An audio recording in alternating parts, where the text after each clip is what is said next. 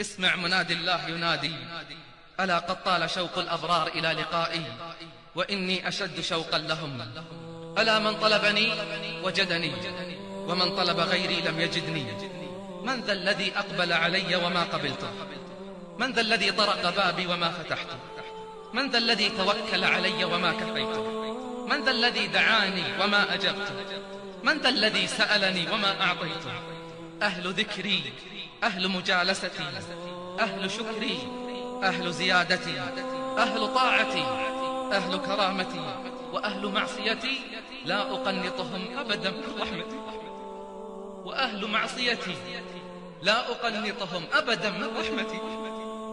إن تابوا فأنا حبيبهم، وإن لم يتوبوا فأنا طبيبهم. أبتليهم بالمصائب لأطهرهم من المعايب. من أقبل علي تقبلته من بعيد، ومن أعرض عني ناديته من قريب.